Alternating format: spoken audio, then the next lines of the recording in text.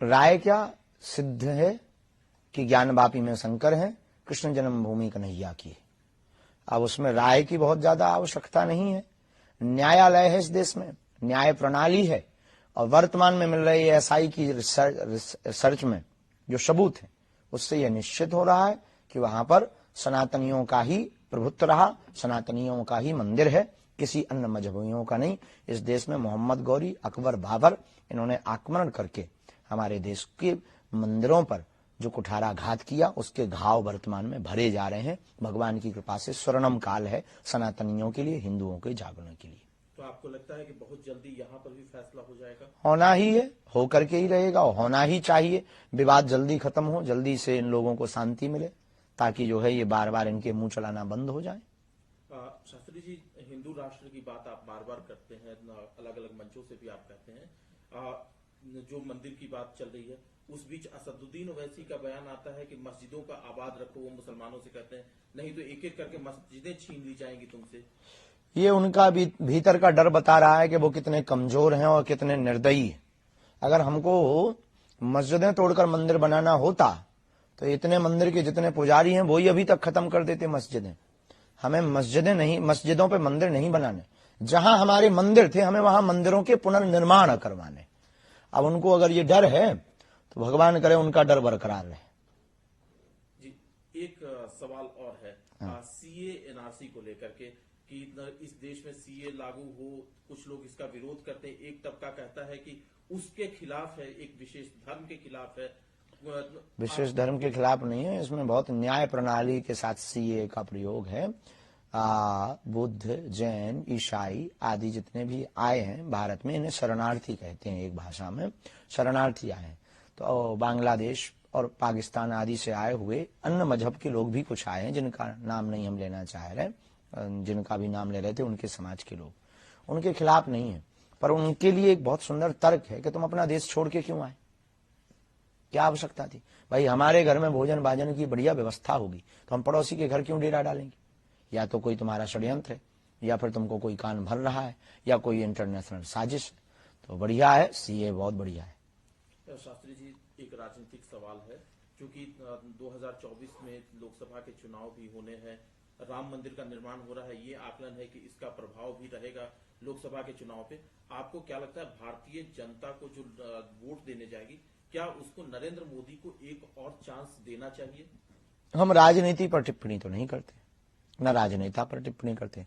जो राष्ट्र हित की बात कर रहा, राष्ट्र हित के लिए बोल रहा, राम राज्य की स्थापना के लिए जी रहा, ऐसे व्यक्ति को, भारत के संपूर्ण वोटरों को स्वविवेक के साथ अपनी मति के अनुसार वोट देना चाहिए। अब किसको देना चाहिए ये तुम्हारा विवेक, हमारे कहने से आपको वोट देना नहीं। और हम राजनीति पर टिप्पणी करके काहे को बेफिजूली में फंसे। लेकिन कुछ लोग ये राय रखते हैं कि शास्त्री जी पर्ची निकालते हैं तो राहुल गांधी और कांग्रेस की भी कभी पर्ची निकाल करके बता दें कि देखो साहब, हम पर्ची निकालते हैं मानव जीवन की दैहिक दैविक भौतिक समस्याओं के समाधान के लिए। सबको आना चाहिए, जिन्हें निकलवानी है वो आए। अब आपके कहने से नहीं हम निकालेंगे, जिनको निकलवानी है वो हमारे पास आए, हम बिल्कुल बारे में उनके बताएंगे। जो हमें चेतना के बल पर, शक्ति के बल पर पता लगेगा, हम बोलेंगे, और जो बोलेंगे वो सत्य होगा। ये हनुमान जी की कृपा। एक सवाल है कि जो आज की वर्तमान जो आज का राजनीतिक परिदृश्य है, जिसमें कई अलग अलग मोर्चों पर काम हो रहे हैं, क्या आकलन है आपका इस सरकार को लेकर के जो ये काम कर रही है? मैं किसी पार्टी की बात नहीं कर रहा, किसी नेता की बात नहीं कर रहा। इस पर अभी हम कुछ कह नहीं सकते जी, एक सवाल आखिरी है, चूंकि राम अयोध्या में आ रहे हैं, अपने भवन में जा रहे हैं, राम राज्य को लेकर के कि राम राज्य की स्थापना कैसे हो, सिर्फ राम के आने से राम राज्य की स्थापना नहीं होगी, क्या संदेश देना चाहेंगे आप? राम राज्य की स्थापना होगी, अमीर और गरीब को छांटा जाए और गरीबों का भला किया जाए और जातिवाद को खत्म किया जाए। जातिवाद की रोटी सेकने वालों के मुंह पर जोरदार तमाचा लगवाया जाए कानून के द्वारा। और भारत में राम राज्य की स्थापना, ये जो राम जी के ऊपर टिप्पणी उठाते हैं, इनके लिए कठोर कानून बनाया जाए और तीर्थों को स्वच्छ पवित्र किया जाए और तीर्थ क्षेत्र में बिकने वाली मांस मदिरा पर पूर्ण प्रतिबंध लगाया जाए और गरीबों को पूर्ण अधिकार दिया जाए, चाहे वो किसी भी जाति का हो, किसी भी वर्ग का हो, किसी भी मजहब का हो। तो भारत हिंदू राष्ट्र बनेगा और राम राज्य होगा। लेकिन जातिगत जनगणना की बात हो जाती है ना, जब इस तरह की बातें होती हैं। जातिगत जनगणना की जगह अमीर और गरीब की जनगणना होनी चाहिए और गरीबों की जनगणना करके उनको लाभ देना चाहिए। धन्यवाद। हमें बता दो, राम अयोध्या में आ रहे हैं, अपने भवन में, अयोध्या में तो वो थे ही, उल्लास है आपके, आप अपने हृदय का जो उल्लास है वो किस तरह से व्यक्त करेंगे? राम जी तो अवध में विराज रहे। पहले लोग कहते थे कि राम लला हम आएंगे, मंदिर वहीं बनाएंगे। अब बन गया है भगवान की कृपा से। राम लला आ रहे हैं 22 तारीख को और हिंदुओं को जगा रहे हैं हनुमान जी की कृपा से। अभी वर्तमान में एक गीत बहुत चल रहा है, 2 लाइन उसकी सुना देते हैं। अरे मेरी झोपड़ी के भाग आज खुले जाएंगे, राम आएंगे। मेरी झोपड़ी के भाग्य आज खुले जाएंगे, राम आएंगे।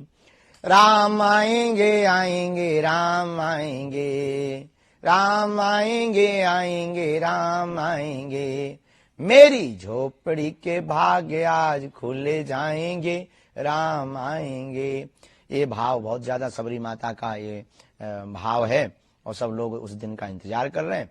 बड़ी दिव्यता भव्यता के साथ प्रभु श्री राम जी विराजमान हो रहे हैं।